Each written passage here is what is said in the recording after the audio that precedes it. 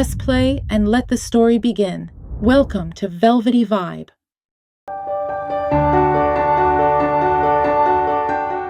She had just started to feel satisfied with this new line of thinking when the sharp revving of a motorcycle made her jump.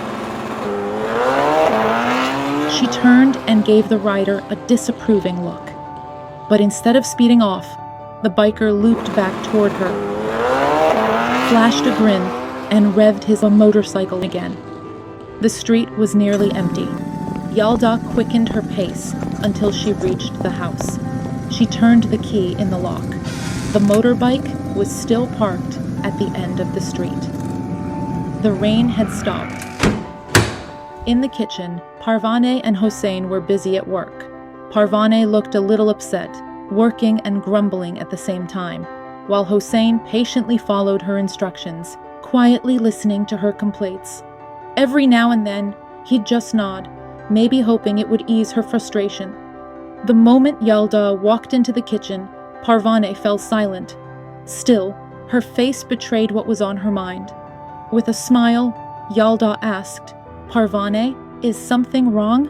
Parvane, who had been waiting for that very question, forced a smile and said, "No, my dear.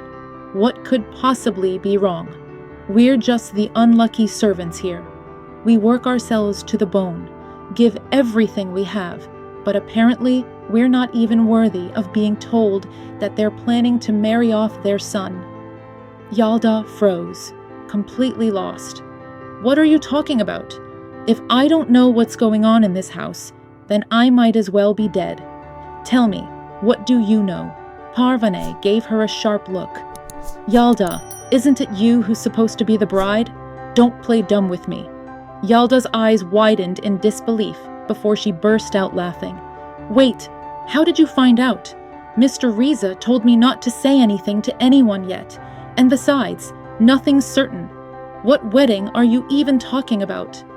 Hossein, who had been listening quietly, finally spoke with his usual calm tone. "Yalda, she's like the sheriff around here. She knows everything." He chuckled, and Yalda couldn't help but laugh too, but Parvane was still fuming, still pouring her frustrations into words. Yalda, gentle and composed, her kind smile softening her words, said, "Parvane, you know very well that you and Hossein are the only people Mr. Reza truly trusts. If he hasn't said anything, it's because nothing has been settled yet. He just didn't want us talking about it too soon. Now, come on, tell me the truth. How did you find out?" Parvane crossed her arms, almost triumphant. "Mr. Reza was on the phone with his son today. 3 whole hours, yelling, arguing. Clear as day the boy wasn't agreeing to anything. Mr. Reza kept talking, trying to convince him. From what I heard in between the shouting, I realized his plan is you.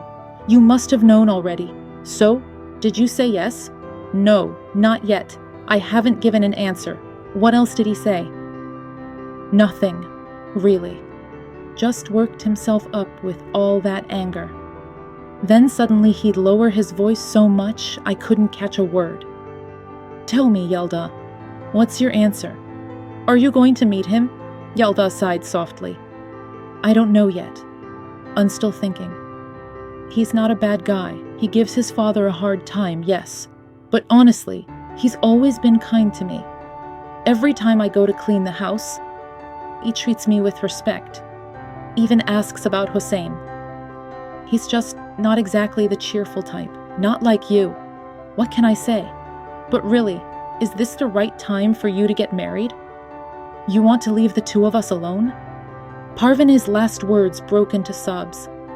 Her voice cracked, and then the tears came rushing. She pulled Yalda into her arms, crying on her shoulder. Yalda found herself crying too, even though she still couldn't fully believe anything was really happening. But something was happening. She could feel it. And she couldn't afford to ignore it. Hossein, finally realizing the true reason behind Parvane's restlessness, gave a heavy nod. His face, too, carried the weight of sorrow.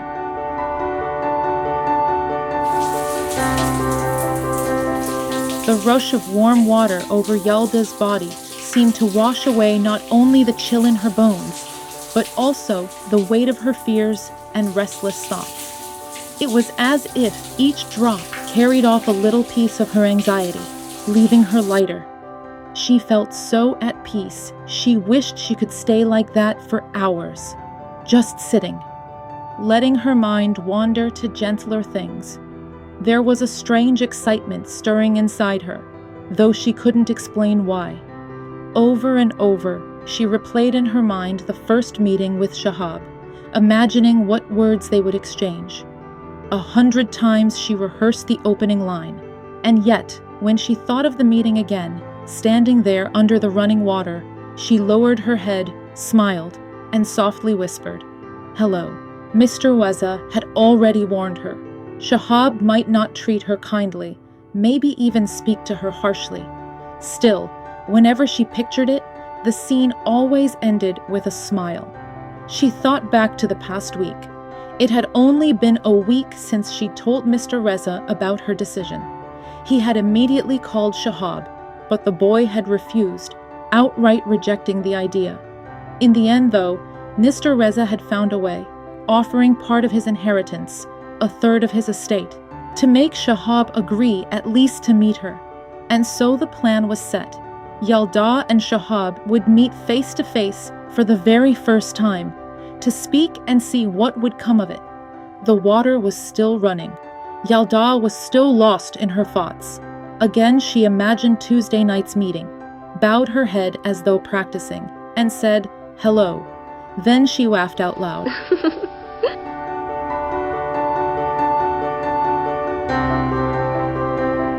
Tuesday night arrived. Yalda had spent hours shut away in her room, each passing minute only making her nerves worse. She wanted, desperately, to look beautiful tonight, unforgettable even. But the closer the hour came, the more she felt the opposite. Her confidence drained away. To calm herself, she kept walking back and forth in front of the mirror, forcing a smile every time, trying to convince herself she was ready. But at one point, she stopped, stared at her reflection, and muttered bitterly, "Damn it! What's with this stupid smile? I'd look better without one at all. God, what am I supposed to do? I'm not ready for this. Why am I falling apart tonight of all nights? And why are my eyes so puffy?" Parvaneh's voice came through the door, reminding her that Shahaab had already arrived and she needed to hurry. Panic twisted in Yalda's stomach. Her mouth was dry, her face pale. She looked helplessly at the mirror, her hands trembling as she grabbed the blush compact and brushed color onto her cheeks in one quick, almost desperate motion. Then came another knock. Parvaneh's voice was urgent, but hushed, her lips pressed against the door, so only Yalda would hear. "Hurry up! He's here, and he won't wait forever." Yalda groaned under her breath. All right, I'm coming." She bent down, stretching her arms as far as she could to fish her slippers from under the bed. At last, she pulled them out and slipped them on. With one last nervous glance at the tall mirror, she studied herself. She was wearing a long-sleeved white blouse and a long skirt patterned with soft pink and white flowers. Pink had never been her favorite color, yet for some reason she had chosen it that night. She didn't even like what she saw, but finally, she tore herself away from the mirror and whispered a prayer, leaving her fate to God. Parvaneh was waiting anxiously in the hallway, almost as restless as Yalda herself.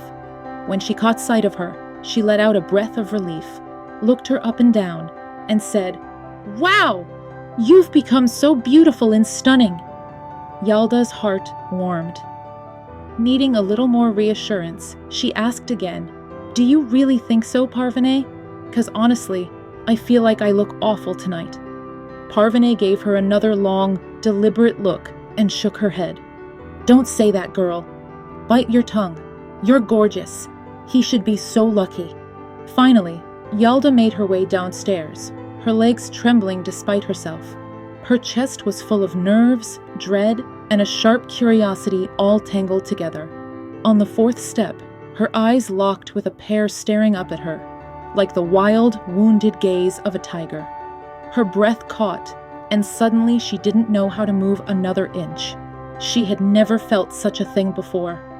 For a moment she froze, torn between going down or retreating back upstairs, and Mr. Reza's warm, gentle voice cut through her hesitation.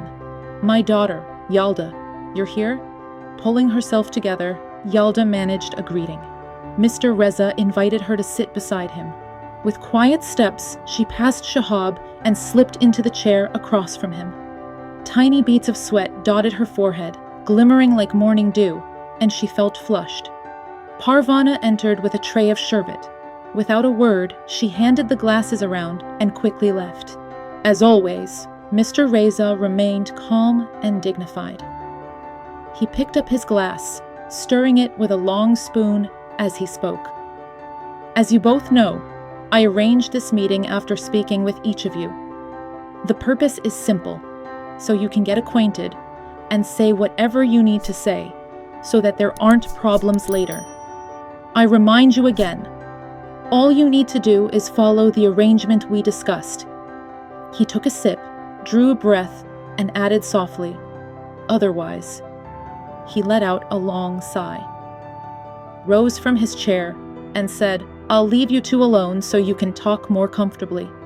As he moved toward the exit, he glanced outside and added, "The sky's so clear tonight, I think I'll go watch the moon." Silence filled the room after he left. Yalda's eyes stayed fixed on the flowers woven into the carpet. She didn't dare look up again at Shahaab, not even to get a clearer sense of his face. She didn't know why, but she felt suddenly shy. Shahaab seemed far more at ease. He reached for his glass and drank it down in one swift gulp. Yalda's gaze lingered on the half-empty glass sitting on the table. A strange wave of disappointment washed over her. Something bitter, sharp. Maybe it was because she'd wanted him to seem just as nervous as she was, but instead, his calm, careless manner, paired with that fierce, proud look in his eyes, made her feel ashamed of all her own excitement and anxious dreams. Her chest tightened. Shahaab rose, and Yalda instinctively glanced at him. Tall, broad-shouldered, fit. He wore jeans and a checkered shirt, casual, unbothered. It was obvious this meeting meant little to him. A sharp, masculine cologne hung in the air. Then, like someone suddenly springing a trap, he turned and fixed his eyes on her. Without looking away, he sat back down. Yalda's stomach dropped. He laced his fingers together, still watching her, until finally he spoke. "Well, go on. Start." His tone was cold, sharp, edged with irritation. Yalda flinched, caught off guard. She stammered, "Excuse me?" He looked annoyed, like he was dealing with someone clumsy and foolish. His words came clipped, mocking. "Seems to me you don't even know why you're sitting here." Her face burned. She wanted to speak, but no words came. He smirked. "So, you've got nothing to say? Fine." Not waiting for her response, he continued. "Listen, miss, if you don't have anything to say, then you'd better just listen carefully. I'm here tonight only because Mr. Reza asked me, and because of the deal we made. Let me spell it out for you. I have my own plans for the future, big ones, and just because I promised my father I'd live the way he wants for 6 months doesn't mean I'll lie to you. Nothing, absolutely nothing, will change my mind. I agreed to this arrangement only on the condition that it lasts exactly 6 months, not a second longer." He paused for a moment, lips dry, then leaned forward with a tone that carried the weight of a warning. "So if you sat down with my father and made promises, if you're holding on to some kind of hope, you should know one thing. There's no way you'll ever convince me to change my decision. I owe you nothing." As soon as the words left his mouth, he ran his hand through his thick black hair, pushing it back, and leaned against his chair. His eyes never left hers. Inside, Yalda crumbled. Never in her life had she felt so humiliated, so small. She wanted to lash out, to tear the moment apart. Anger started to drown out her embarrassment. Searching for words sharp enough to wound him, her pale face hardened with resolve. Rising to her feet, she locked eyes with him and said coldly, "I'm only here because your father asked me to be. I've got nothing else to say, except that you're even more worthless than I imagined." She walked away, each step stay, leaving him stunned as she climbed the stairs.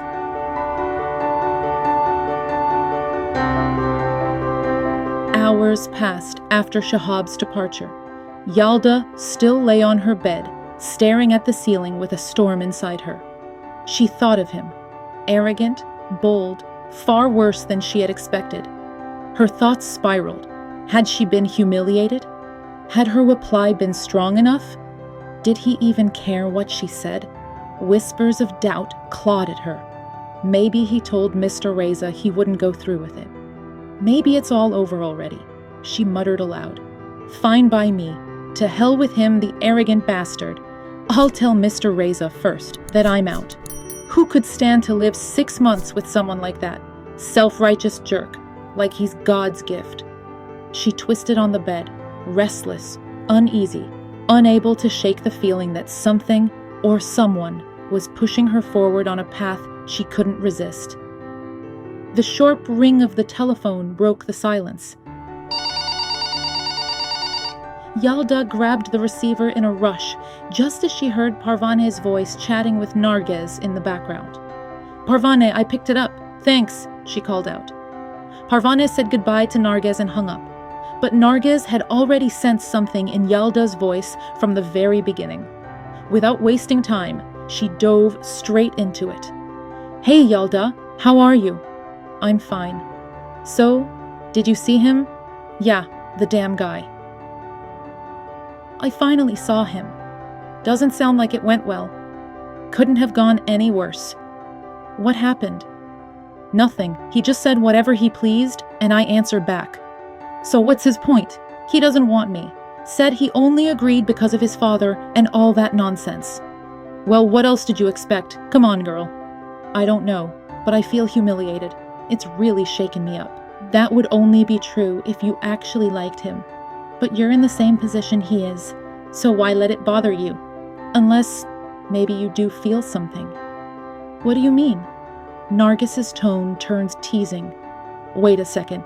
Don't tell me you actually like him?" "Me? I've never seen anyone so infuriating in my life." "So what does he look like?" "Well, not bad, actually. I mean, there's nothing wrong with his looks." "Aha! So it's his looks that got to you." Yalda laughed. "No way." "Good. That if you two already said everything you needed to, there shouldn't be a problem." "You think I should go along with it?" "Are you seriously asking me that?" "Yes," Nargis sighed. "Yalda, it sounds like you've already made up your mind. But if you need me to say it, yes, go on." "Thanks, Nargis. I feel better now." "You're welcome, love. Now go and start planning properly." "Planning? For what?" Nargis replied with a playful tone. "For your married life with Shahab." Something seemed to crumble inside Yalda. Fear, excitement, and a strange, sweet anxiety bubbled up all at once. But all she said was, "Stop it, Nargis," and then she laughed.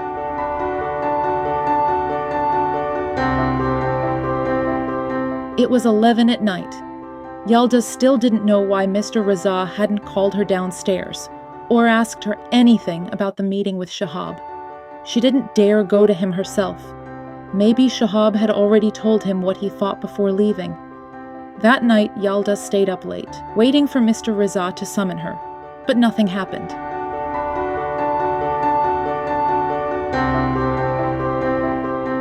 The next morning, she woke up feeling more refreshed than usual. She wanted to see Nargis and Farnaz. A knock came at the door.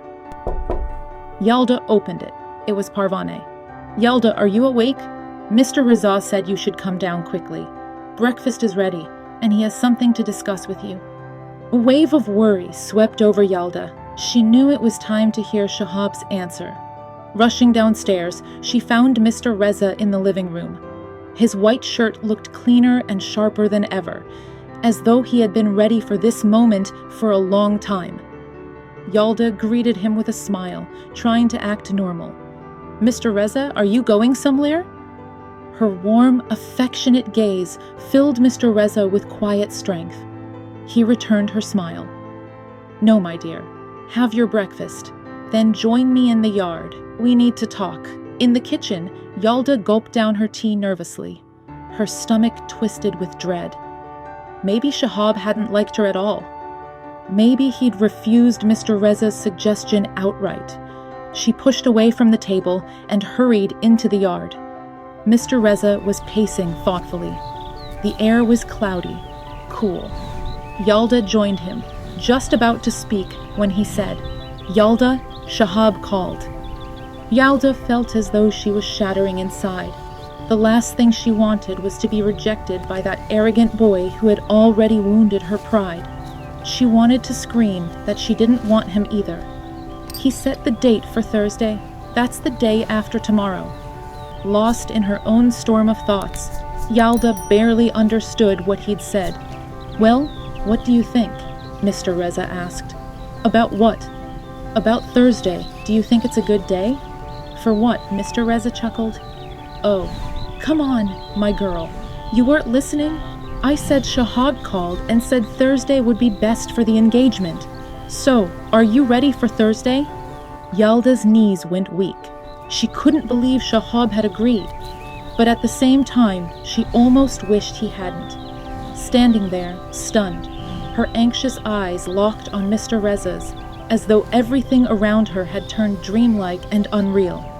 Seeing her expression, Mr. Reza said gently, "I thought you'd already considered this carefully and made your decision." Caught off guard, Yalda stammered, "But, Mr. Reza, so soon? I thought we had more time." "Soon, my dear? The university starts in just a few days. I don't want this matter delayed because of your classes. Or worse, interfering with them. I want you to begin the school year in your new home." Yalda stood speechless.